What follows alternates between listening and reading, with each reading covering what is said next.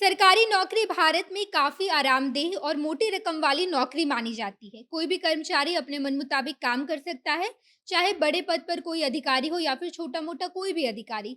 सभी लोग अपने मन मुताबिक छुट्टी लेते हैं और अपने मन मुताबिक काम करते हैं। यहाँ तक कि कर्मचारियों को अगर नौकरी करते हुए पढ़ाई करनी होती है, तो वैसी स्थिति में वो लोग स्टडी लीव ले लेते हैं और ऐसे में उन्हें जितने साल की छुट्टी चाहिए, उतने साल वो छुट्टी पर रहते हैं। लेकिन अब सरकार ने ये सिस्टम खत्म कर दिया है, यानी कि अगर कोई कर्मचारी लगातार 5 साल से ज़्यादा समय तक छुट्टी पर रहता है, तो उसकी सभी सेवाएँ समाप्त कर दी जाएगी।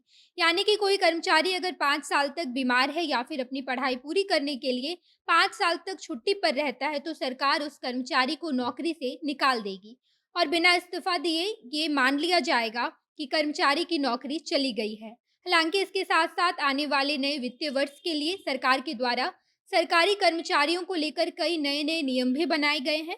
जैसे कि अब कोई भी कर्मचारी अपने मन मुताबिक ऑफ़िस आने के समय से कई घंटे बाद ऑफ़िस नहीं आ सकता और साथ ही साथ काम की समय अवधि खत्म होने के कई घंटे पहले ऑफ़िस से नहीं जा सकता है। इस तरह की कई तमाम नए नियमों को अगले साल से लागू कर दिया जाएगा।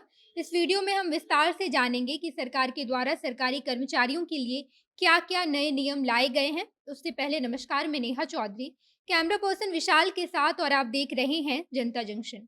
सरकार के द्वारा नए वित्तीय वर्ष में सरकारी कर्मचारियों को लेकर कई सारे नए नियम बनाए गए हैं, जिसमें कि ये स्पष्ट किया गया है कि सरकारी कर्मचारी लगातार कितने दिनों तक छुट्टी ले सकते हैं और अगर समय अवधि से ज़्यादा छुट्टी लेते हैं, तो इस पर कर्मचारी की नौकरी पर क्या असर पड़ेगा। साथ ही साथ कर्मचारियों के काम करने का तरीका, काम करने की समय अवधि, उनकी सैलरी, पेंशन और रिटायरमेंट को लेकर भी बड़े खुलासे किए गए हैं।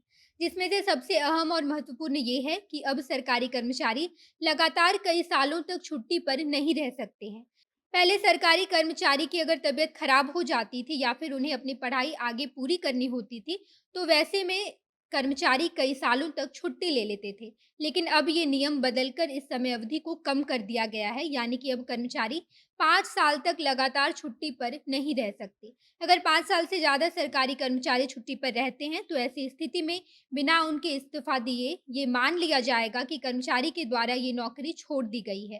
हालाँकि महिलाओं को लेकर एक विशेष प्रावधान है, वो ये कि अगर महिला मैटरनिटी लीव लेना चाहे या फिर अपने बच्चे की देखभाल के लिए चाइल्ड केयर लीव भी लेनी चाहे, तो वैसी स्थिति में केवल महिलाओं को 5 साल से ज़्यादा तक की छुट्टी दी जाएगी।